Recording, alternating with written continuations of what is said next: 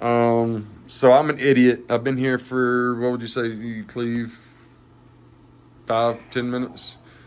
Maybe 5 or 10 minutes. We've been talking about the incident itself, and I've been telling him about, just how I feel about the way he, even without a complaint being filed or being, the court of public opinion pushing him, he jumped on this and made decisions and did what he did. But right now we were just talking about complacency and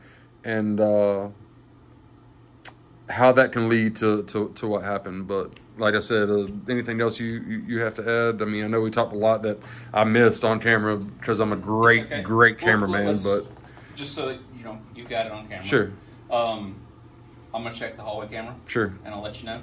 Like I said, I'd like to hear his explanation. Yeah. And you're telling me, and that's another thing that we've obviously missed. I'll tell you something, he's the one that Lieutenant Cook came to you and admitted what had happened, told you the situation, yep. And then you began your investigation through my videos, through the videos here, yep.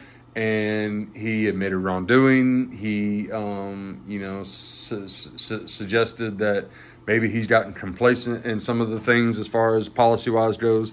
So he's not fighting this. He's not trying to say, which I've seen other places, where they fight. I didn't do this wrong. I didn't do that wrong. It wasn't that big of a deal. You know what I mean? But to hear that an officer is doing it, yeah, it was a stupid mistake because the worst of the worst could happen. Even though you said, the bolt. Look, that means the back hatch was open, right? A lot of times you guys keep rifles back there, you keep shotguns back there, and if he had left, and I don't know what was in the back if you back take hatch. off, or if you take your key out of our ignition, sure, right, you can't unlock the back hatch. Oh, you have to have the key for the back hatch anyway. Okay, so, well that knocks that out. So, yeah. But like we said, the worst of the worst could have happened, but the respect that I have for you and your leadership and how you've handled this situation just within a couple days. What was that, Tuesday? Yes. Today's Thursday? Yes. Yeah. And I investigated it, let's see, when he told me Tuesday, shortly after you come here. Sure. So I sat down with it, watched the car camera footage. I got you. The security camera footage here. Yeah. And there is audio, of course, here, so I got to listen. So you got to listen to everything that. Yeah. So I got to hear it. Yeah. So you got my video before I even posted it, except for the outside stuff. You know what I mean? Yeah. Yes. Yeah. Well, we also had that too, because those also have audio. Okay. But good luck listening to it. Yeah. All the cars and just, sure. But yeah, no. Nobody here has any sort of grudge. Sure. Or anything. Sure. If anything, it's enlightening.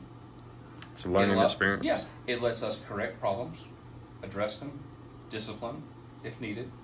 The other lady, a young lady, Abby. Yeah, Abby. Yep. Yeah. She will also be receiving some verbal counseling now. Yeah, I wouldn't be too rough on her. She probably she's just a little unfamiliar with parts of the handbook. I'm sure because I'm sure y'all's handbook's pretty thick. Do you have a copy of it? Could I have a copy of it? Pull that up.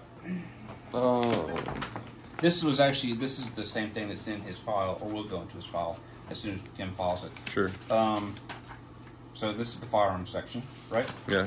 This is another section here. Duty to give name, badge number, and identification upon request. He did that. Yeah. Well, he did it, but you struggled with getting it from her. Yeah. Yeah. Sure. So all department employees and volunteers will provide their name and position when dealing with the public over the phone. If an officer is working in an undercover capacity, they are not required to identify themselves as an officer. Excuse me. I skipped a paragraph. Go ahead. Go back. To this end, all department employees shall politely give their name, badge number, or police identification to any person upon request. Now, that was written with more law enforcement in mind. However, I mean... She's not law enforcement, but she's like administrative for you guys. But at the same time, that's a common courtesy. It's a common courtesy for every government employee, every public official, and it's in most even like her handbook, your handbook, the handbook for the city hall, the handbook for the public works. Most handbooks when it comes to government officials that I've seen, that's one of the things that is. Yes. Up near the front is you shall always be cordial and identify yourself when interacting with the public and things like that. I wouldn't be too hard on her. She's young and she's probably pretty fresh. She's been here less than a year, probably, right? 2 years. I'll just be a year. To be fair on that point, we need to address it. We need to correct it in the future. And like we were talking about complacency, I think in a situation like this gives a department like yours a chance to go through and look at other areas where we may be getting complacent. It allows you to say, hey, okay, obviously we had a situation here, but maybe there may be some other things we need to look at. Are we tight here? Are we tight there? I know a lot of you guys are ex-military. Are you ex-military? No ex-military? No. I know a lot of law enforcement officers are, and keeping your shit tight is important. And Chief, I think how old are you? Can I ask how old you? I am 39. 39. You're 3 years older than me. You're 3 years older than me. You're fairly young to be a chief. How long have you been chief? It's 2020. So 4 years now, and I think the citizens of Danielsville are in the right hands, and I appreciate the way you've handled this. And good luck in the future to you. I think you have a bright future, and I think you are. Look, like I say this all the time, and I got this from somebody else, but the first part is I'm not anti-cop. I'm not anti-cop. I don't fuck the police. None of that. I have flipped officers off, but there was a reason for that. Okay, there was a reason for that because he violated another citizen not long before that, and it kind of went viral, but not as viral as mine did. But a good cop's worst enemy is a bad cop. You can have a great command staff, and you can have great officers around you, but that one bad guy can not only blow up your department as far as a court of public opinion, but can also bring people down with them as far as people becoming complacent in other ways, following their lead or what. He's a lieutenant, so the people under him have to be able to follow him. But all this, and I'm just listening to myself talk. So you told me to call you Cleve. I'll call you Chief. I'm working on a situation down in Middle Georgia, and it's a pretty big one. And the chief there, I call him by his first or his last name. I will not call him Chief because he's not a chief. He's a thief. That's what he is. And I got proof on that. But I know you're not. Look, you'll see it on the news in that 6 months. I'll tell you what. I'll send you an email with when everything gets published, because it's unraveling pretty fast. But Chief, I'll never call you by your first name, Chief Williams. Nice to meet you. Yep. Thank you for the way you handled this. If you want to hang around for a minute, let me take a look at that. The camera? Since you're already here, let me go ahead and take a look at it. All right. Okay? All right. Sure. That'll work. Thank you. Yep.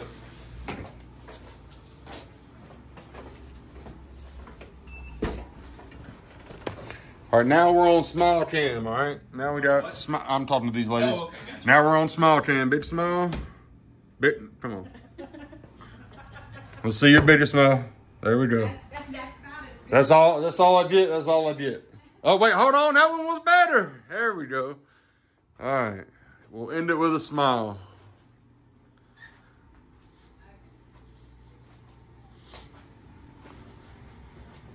And just because it's here, I can't resist.